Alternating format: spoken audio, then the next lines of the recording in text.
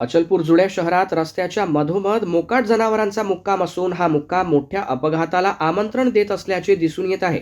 परतवाडा अचलपूर शहरात दिवसेंदिवस गर्दीचे प्रमाण वाढत आहे। त्यात शहरातील मुख्य रस्त्यावर सकाळी, दुपारी व सायंकाळच्या दरम्यान मोठ्या प्रमाणात वाहतूक असल्याचे आपण नेहमीच पाहतो। गेल्या काही दिवसांपासून शहरातील मुख्य रस्त्याच्या मधोमध मोकाट जनावरांचा मुक्काम दिसून येत आहे। त्यामुळे वाहन चालकांना मोठ्या प्रमाणात अडचणी येत आहेत।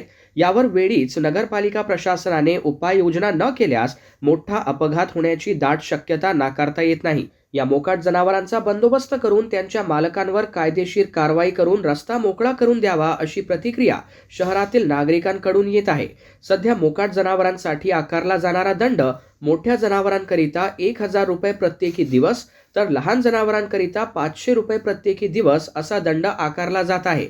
तरीही मोकाट जनावरांच्या मालकांना याचा कोणताही परिणाम दिसून येत नाही।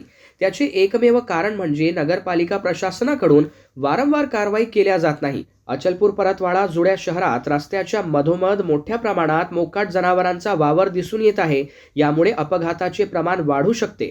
त्यामुळे तात्काळ या मोकाट जनावरांचा नगरपालिका प्रशासनाने मोठ्या प्रमाणात दंड आकारून या मोकाट जनावरांचा बंदोबस्त लावावा अशी प्रतिक्रिया बल्लू जवंजाळ, बांधकाम सभापती अचलपूर यांनी दिली आहे। आज शहरात रस्त्यावर ठिकठिकाणी मोकाट ढोरांचा सुळसुळाट झाला आहे। प्रशासनाचं कसल्याही प्रकारचं लक्ष त्या जनावरांवर नाही आहे। घरगुती जनावरं जे मालकीचे आहे ते जनावरंसुद्धा या चौकात रस्त्यावर दिसतात।